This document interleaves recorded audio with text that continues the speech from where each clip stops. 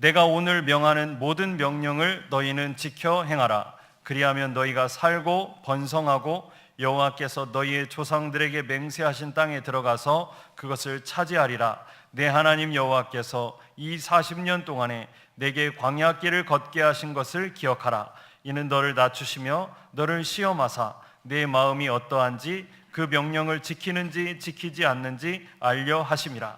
너를 낮추시며 너를 줄이게 하시며 또 너도 알지 못하며 내 조상들도 알지 못하던 만나를 내게 먹이신 것은 사람이 떡으로만 사는 것이 아니요 여호와의 입에서 나오는 모든 말씀으로 사는 줄을 내가 알게 하려 하심이니라. 아멘.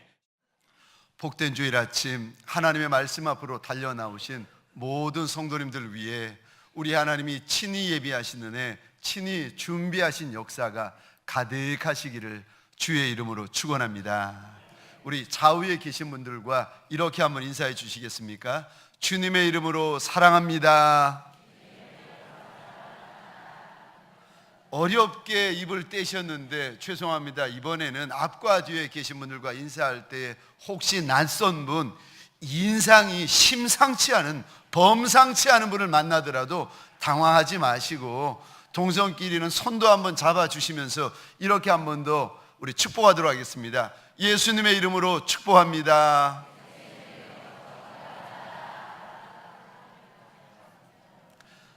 저를 한 번 더 따라해 주시겠습니다. 광야길을 걷게 하는 이유를 아십니까? 광야길을 걷게 하는 이유를 아십니까?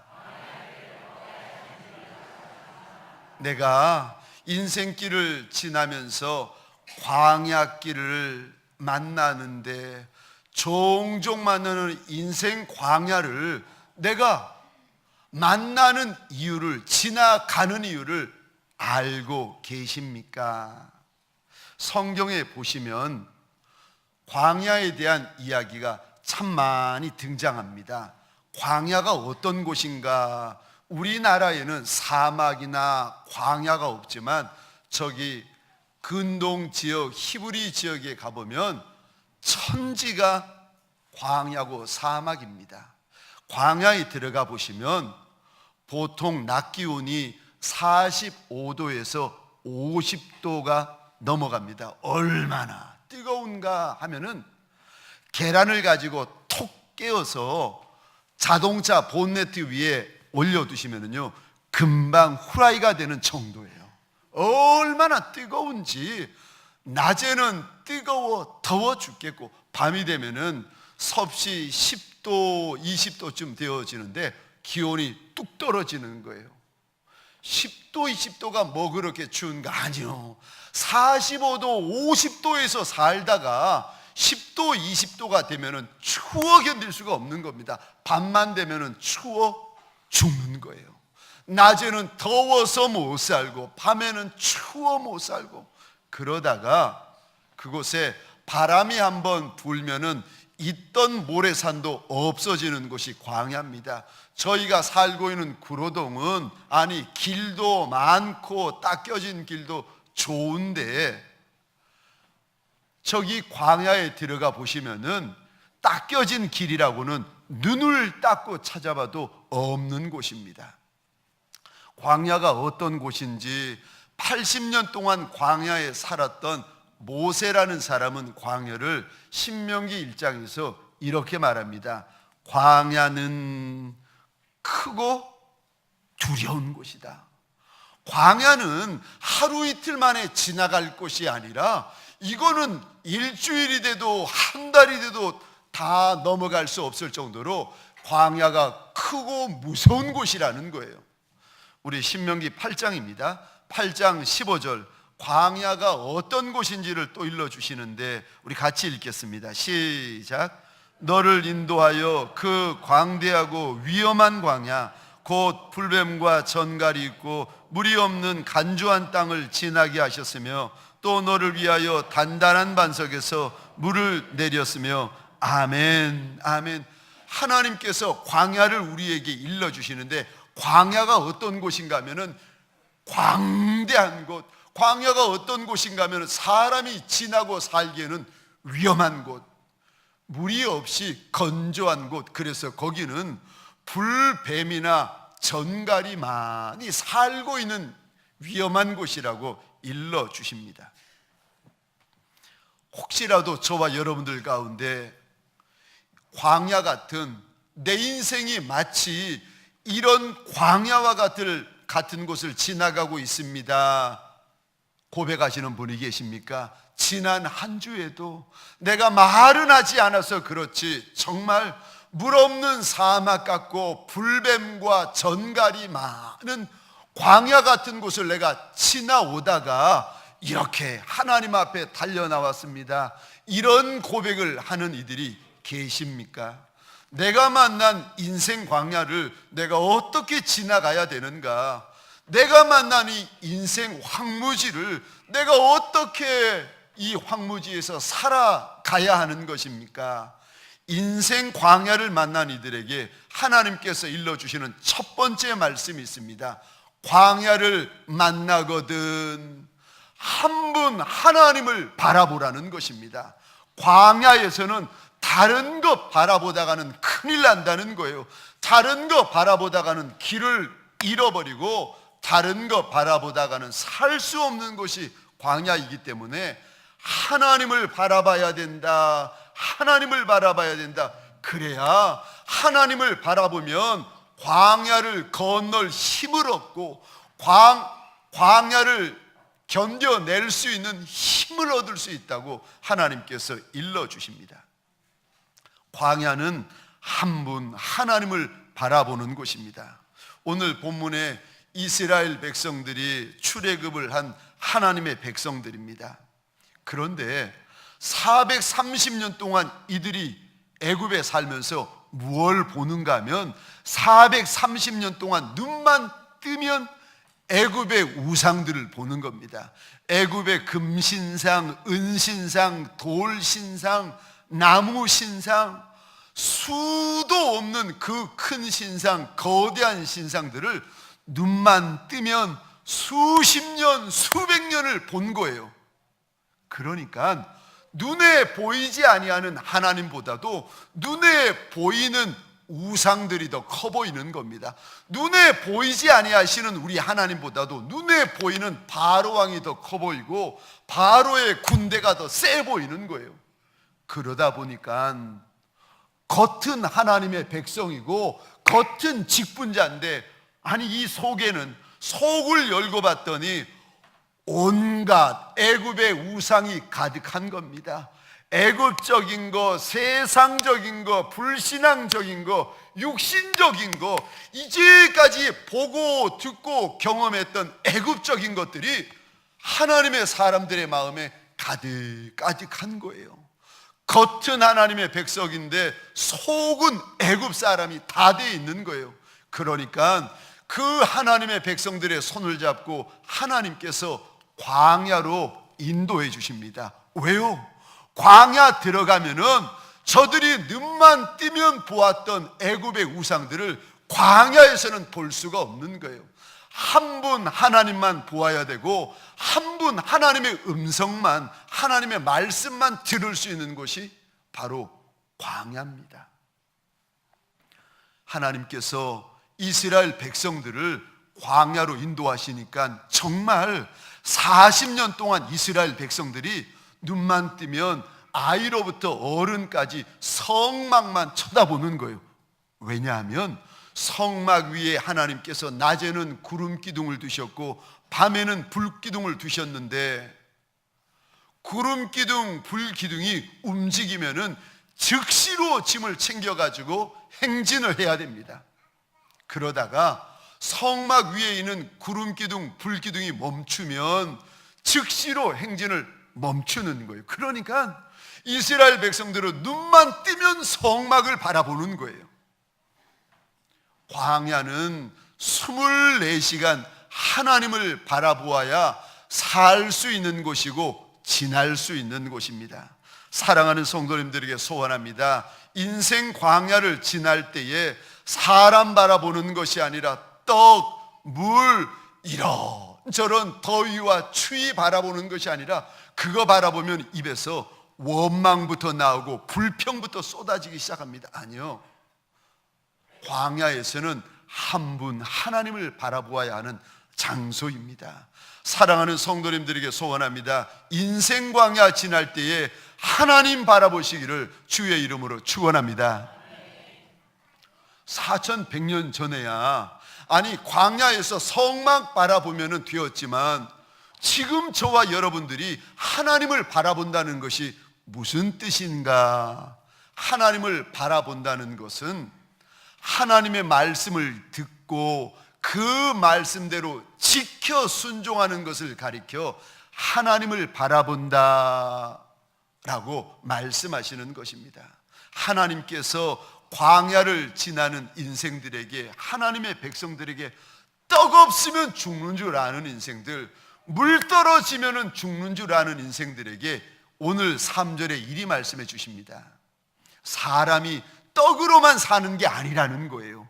하나님의 입에서 나오는 모든 말씀으로 산다, 모든 말씀으로 산다, 하나님이 일러주십니다.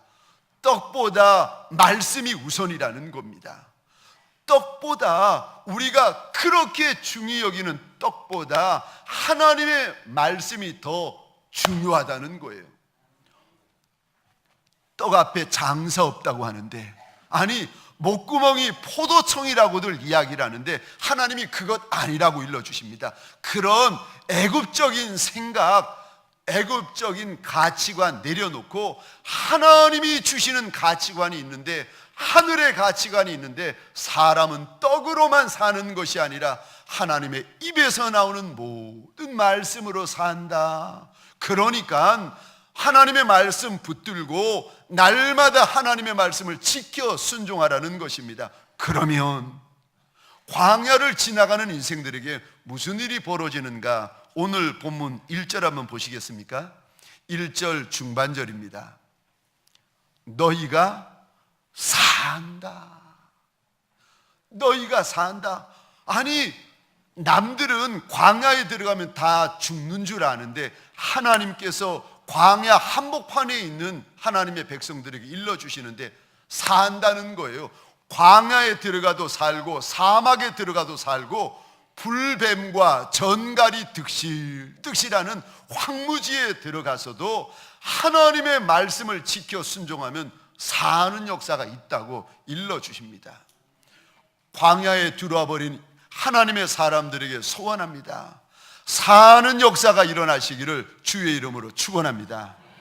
말씀을 듣고 말씀대로 지켜 순종하면 또 무슨 일이 벌어지는가? 오늘 본문 1절 중반절입니다. 하나님께서 이렇게 말씀하십니다. 번성한다. 번성하려면 푸른 초장에, 쉴 만한 물가에 심기워져야 번성하는 나무가 되지요. 그런데 하나님께서 그게 다가 아니라고 말씀하십니다. 우리 인생이 사막에 심겨지고 광야에 심겨지더라도 하나님의 말씀을 붙들고 하나님의 말씀을 지켜 순종하면 사는 역사뿐만이 아니라 번성하는 역사, 자라는 역사, 되는 역사가 있다고 일러주십니다. 뿐만 아니라 1절 끝입니다. 하반절에 하나님께서 뭐라고 말씀하시는가? 말씀을 듣고 지켜 순종하면 광야에 있어도, 지금 이 말씀을 듣고 있는 이스라엘 백성들이 광야에 있었는데 광야에 있어도 무슨 일이 벌어지는가? 1절 끝입니다. 여호와께서 너희 조상들에게 맹세하신 땅에 들어가서 그것을 차지한다. 말씀 듣고 말씀대로 순종하면 차지하는 역사가 일어난다라고 우리 하나님이 일러주십니다. 저와 여러분에게는 힘이 없어도, 저와 여러분에게는 능이 없어도 말씀 듣고 말씀대로 지켜 순종하여 사는 역사가 일어나고 번성하는 역사가 일어나고 차지하는 역사가 일어나시기를 주의 이름으로 축원합니다. 광야에 들어가면 끝나는 줄 압니다. 광야에 들어가면 큰일 나는 줄 압니다. 광야에 들어가면 내 인생 쇠약해지고 죽는 줄 아는 이들에게 하나님이 아니라는 것입니다. 하나님 바라보면 광야에서도 산다. 하나님의 말씀 듣고 순종하면 광야에서도 번성하고 차지하는 역사가 있다. 우리 하나님이 일러주십니다. 하나님을 바라보면. 우리 시편입니다. 시편 62편 1절 2절입니다. 같이 읽겠습니다. 시작. 나의 영혼이 잠잠히 하나님만 바라며 나의 구원이 그에게서 나오는도다. 오직 그만이 나의 반석이요 나의 구원이시요 나의 요새이시니 내가 크게 흔들리지 아니하리로다. 아멘. 아멘. 사랑하는 성도님들에게 소원합니다. 인생 광야 만났을 때, 인생 황무지 만났을 때 떨고 두려워할 것이 아니라 만왕의 왕, 만주의 주가 되어주시는 한 분 하나님을 바라보시기를 주의 이름으로 축원합니다. 두 번째요, 인생 광야를 내가 맞닥뜨릴 때 내가 어찌해야 됩니까? 겸손해지셔야 됩니다. 하나님께서 인생 광야를 주신 목적은 우리의 겸손입니다. 길이 열리지 않을 때, 길이 풀리지 않을 때, 일이 되어지지 않을 때 하는 일들마다 왜 그리 어려운 일들만 일어나는지 인생 광야를 만날 때 그때 아하, 하나님이 지금 나보고 겸손해야 된다라고 말씀하시는 줄 알아 겸손을 선택하시는 저와 여러분 되시기를 주의 이름으로 축원합니다. 오늘 지금 1절, 2절, 3절은 광야 한복판에 이스라엘 백성들이 서 있을 때 주신 말씀이신데 2절에서도 3절에서도 똑같이 말씀하시는 것이 있는데 나를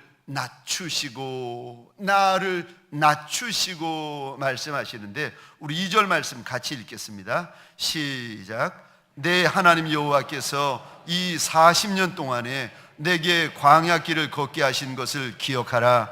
이는 너를 낮추시며 너를 시험하사 내 마음이 어떠한지 그 명령을 지키는지 지키지 않는지 알려 하심이라. 아멘. 아멘. 인생 광야를 만날 때 처음 하나님께서 원하시는 것이 우리를 낮추고 싶어 하시는 거예요.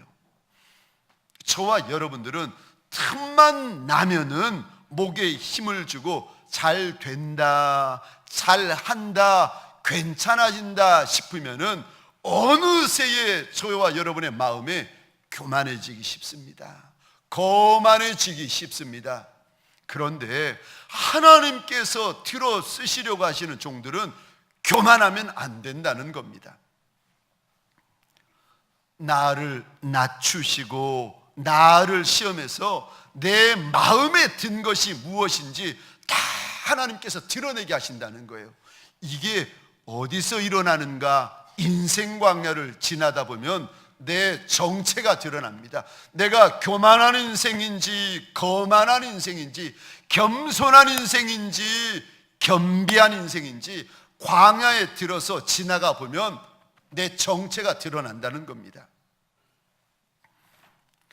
이 교만한 마음이 해결되지 않으면 절대 하나님 앞에 쓰임 받을 수가 없습니다. 쓰임 받다가도 이 마음 때문에 넘어지고 맙니다. 그래서 하나님께서 하나님의 백성들에게 교만에 대하여, 하나님께서 들어쓰실 직분자와 용사들에게 교만에 대하여 참 많이 경고하십니다. 우리 잠언 16장 18절입니다. 교만하면 패망의 선봉이다. 교만하면 패망의 선봉이라는 거예요. 거만해지면 넘어짐의 앞잡이다. 세상 사람들 중에 아이로부터 어른까지 교만하면은요 아무도 좋아하지 않습니다. 그런데 겸손하면 다 좋아합니다. 잠언 21장 4절입니다. 우리 같이 읽겠습니다. 시작. 눈이 높은 것과 마음이 교만한 것과 악인의 형통한 것이 다 죄니라. 아멘. 눈이 높은 것, 마음이 교만한 것, 하나님 앞에 죄다. 하나님께서 일러주십니다. 잠언 29장 23절 같이 읽겠습니다. 시작. 사람이 교만하면 낮아지게 되겠고 마음이 겸손하면 영예를 얻으리라. 아멘.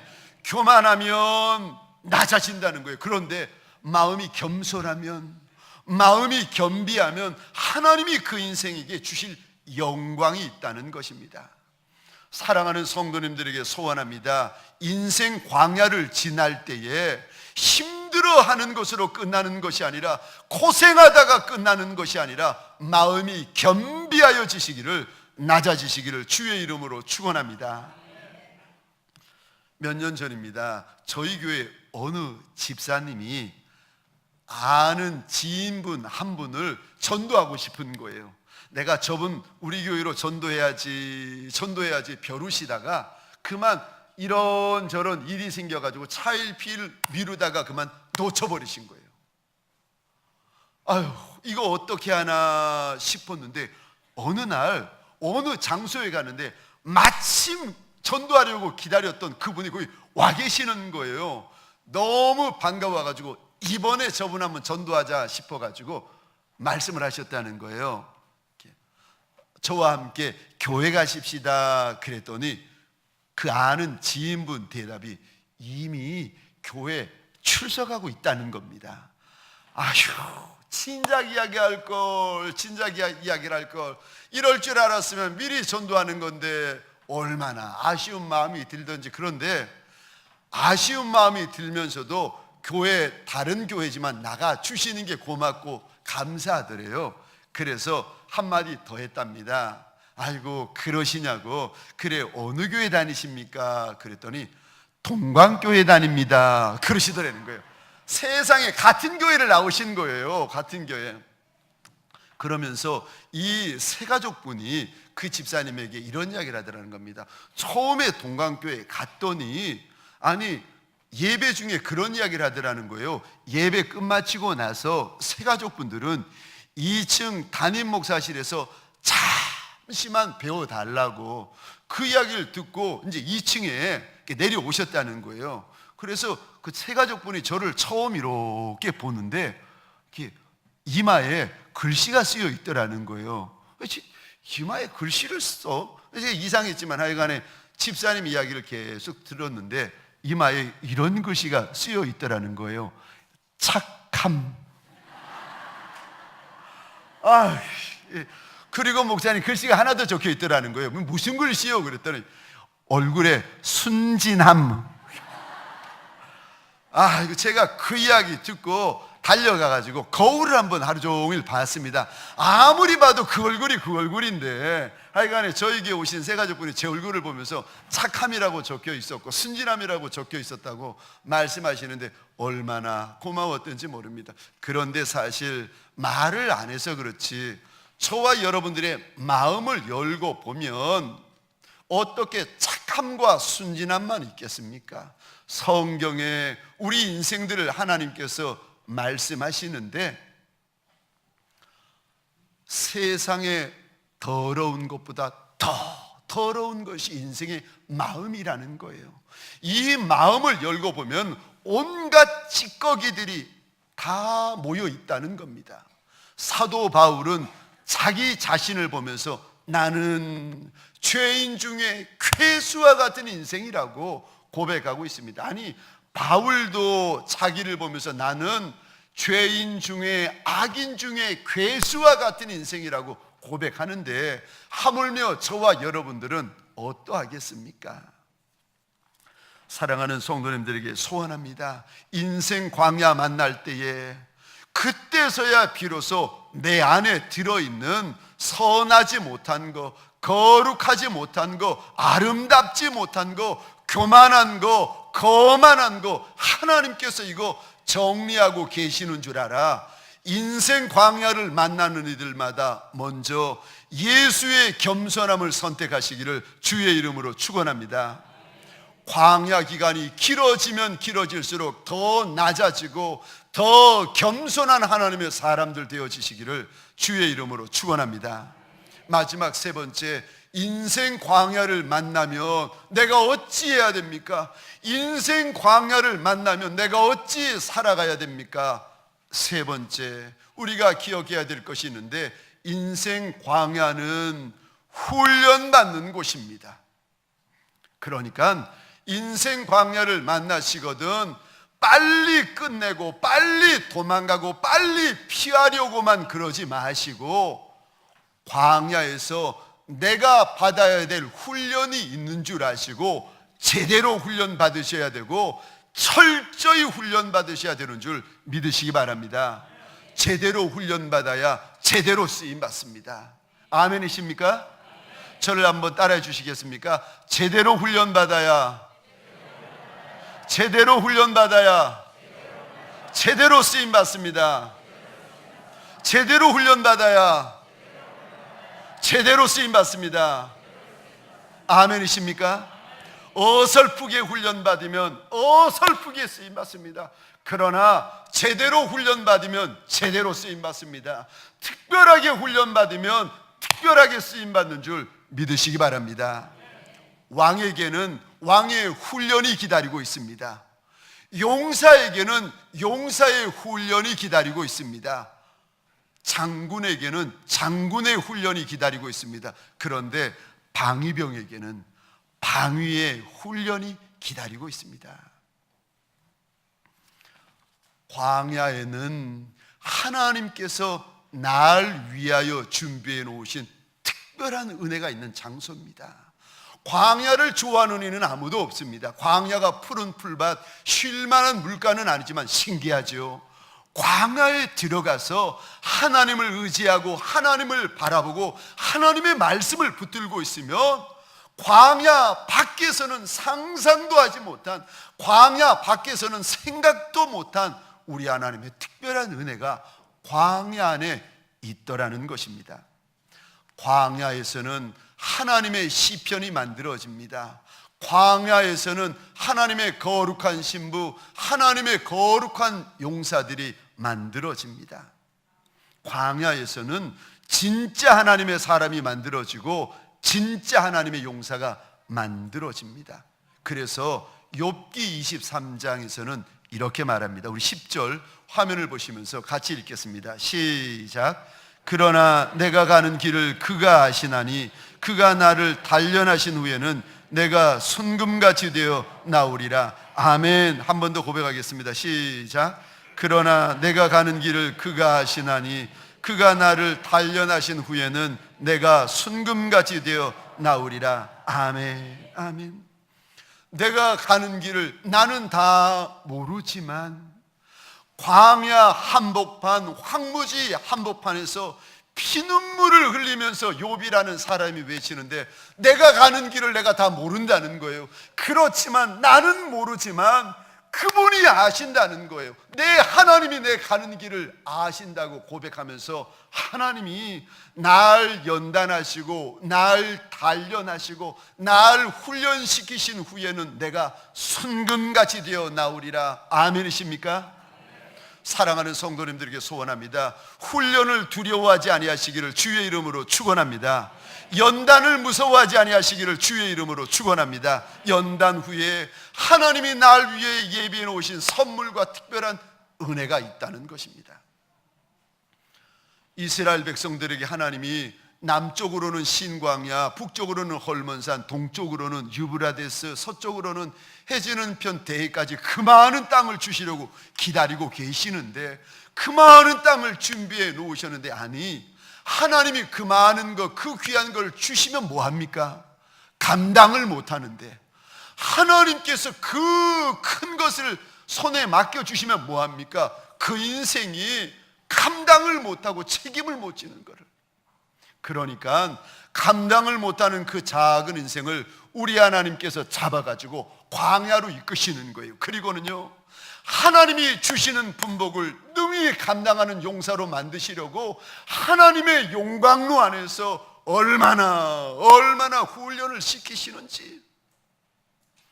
왜 하나님께서 우리를 연단시키고 단련시키고 훈련시키시는가? 하나님께서 내게 주실 것이 많이 있기 때문에 그렇습니다. 훈련 받지 못하면 감당 못합니다. 훈련 받아야 감당합니다. 그러기에 하나를 훈련 받아도 제대로 훈련 받으시면 내 평생의 칼이 되어집니다. 제가 오래전입니다. 어느 날 국방부에서 군에 들어오라는 입영장을 받았는데 세상에 해군 무슨 부대로 나온 겁니다. 해군은 지원해서 가는 건데 이상하다 생각했는데 주변에 있는 분들이 보시더니 너 그거 해병대다, 해병대. 어휴, 그 이야기를 듣는 순간 가슴이 철렁하는 거예요. 해병대가 보통 부대입니까? 귀신 잡는 해병대인데 얼마나 훈련이 세겠습니까? 아니야 나는 아닐 거야 싶었는데 진대 훈련소 앞에 서보니까 세상에 빨간 명찰에 노란 이름 해병대가 기다리고 있는 거예요. 해병대인 겁니다. 그날 그 다음날 새벽부터 저녁까지 자고 일어나면 훈련이 기다리고 있는데 듣도 보도 못한 훈련이 날마다 이어집니다. 지금도 기억나는 훈련이 PRI 훈련이라고, 피가 나고 팔꿈치, 무릎 할 거 없이 피가 나고 알이 베기고 이가 갈리는 훈련이 날마다 기다리고 있는 거예요. 피가 나고 알이 베기고 이가 갈리는 훈련이 날마다. 훈련 끝마치고 나면 쉬나요? 아니요. 훈련 갈 때 완전 무장하고 부대 밖으로 뛰어나가고, 훈련 다 마치고 나면 완전 무장하고 또 부대로 뛰어오고, 아침밥 먹으면 쉬나요? 아니요. 또 뛰고, 저녁밥 먹으면 또 뛰고. 얼마나 훈련이 많고 긴지. 제가 훈련을 받으면서 이렇게 보니까 제일 부러운 사람이 있는데, 저 어디 다치고 부러져 가지고 목발해 가지고 그늘에 앉아 가지고 편안하게 쉬고 있는 그 훈련병이 왜 그리 부러운지. 저는 너무 건강한 거예요. 이게 아프고 싶은데 아파지질 않는 거예요. 건강이 죄인 거예요. 건강이 너무 건강한 거예요. 주여 부럽습니다. 그러던 어느 날 훈련을 다 마치고 이제 해병대 부대에 배치를 받았는데 거기서 사건이 터지는 겁니다. 저는 늘 뛰고 달려서, 부대에 해병대 가서도 뛰고 잘 달리는데 다쳐가지고 늘 기부스 해가지고 그늘에서 놀고 쉬고 저의 부러움이 되었던 그 훈련병은요, 막상 해병대 와가지고는 뛰지를 못하고 달리지를 못하고 자꾸 처지는 거예요. 나중에는 입에 거품을 물면서 쓰러지는 겁니다. 제가 그거를 보고 알았습니다. 아하, 훈련은 받아야 될 때 받아야 되는구나. 아멘이십니까? 훈련을 미루시면 안 됩니다. 훈련을 연기하는 것이 아닙니다. 받아야 될 때 받아야 쓰임받게 되어집니다. 사랑하는 성도님들에게 소원합니다. 인생 광야 만날 때에 내가 훈련받아야 될 때인 줄 알고 제대로 훈련받고 철저히 훈련받으시기를 주의 이름으로 축원합니다. 그래야 제대로 쓰임받고, 그래야 철저히 쓰임받고, 그래야 특별히 쓰임받는 용사가 되어지는 것입니다. 말씀을 마치겠습니다. 하나님께서 우리로 광야길을 걷게 하시는 이유가 무엇입니까? 첫 번째, 하나님만 바라보라는 것입니다. 두 번째, 광야는 하나님 앞에서 겸손해지는 곳입니다. 마지막 세 번째, 광야는 훈련받는 곳입니다.